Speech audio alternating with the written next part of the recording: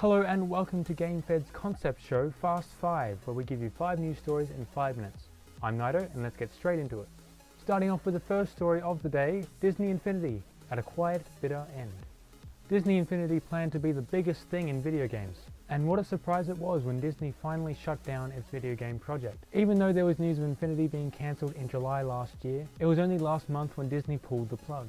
It's quite obvious to see the reason of the cancellation when you look at the sales. The toys themselves were becoming the not-so-great equivalent to Skylanders or Nintendo's Amiibo. And with the game itself, Disney spent most of the time behind its competitors with ideas, so they finally gave up. Honestly, I've never played much of these types of games, but I can understand when someone collects all these toys that might be limited edition or something, and then they all go to waste. That must be really annoying. I guess Disney Infinity wasn't that infinite after all. Where's my sunglasses? On to number 2 now, and Heroes of the Storm became a matchmaker for 2 people. Now we all know video games can be magical, but who would have thought a video game like Heroes of the Storm would help 2 people get lucky? Some people meet in coffee shops, others on dating sites, but for Sad Jets fan and Venus 1812, that place was Heroes of the Storm. My first reaction of someone who wants to friend me online would be something like, "Are you catfishing me?" No, of course not. But do you mind giving me your card number, please? But apparently all is good. There were some complications though. I had a lot to give up.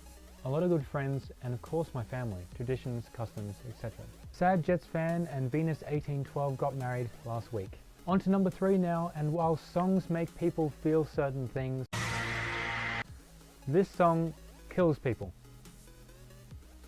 in video games. Scene of Action is a Twitch streamer most famous for writing and performing songs in the middle of a game. In one of his most recent streams, Scene of Action played a ballad apologizing to a fellow teammate for not being there. The song can be heard over the gameplay of the teammate, and it literally lasts 10 seconds before that teammate's gunned down. To protect you. There's a guy right in fucking front of you. Get that fucking asshole. Ah, fuck! I don't know about you guys, but I'm pretty sure that we can diagnose this to perhaps some sort of distraction, maybe a man and his guitar, but good on him, I guess.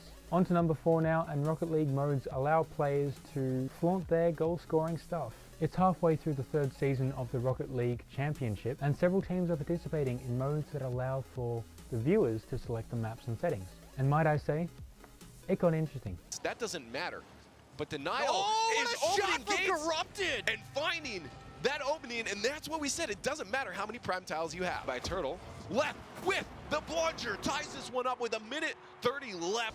Standard physics, standard everything except for the map right now.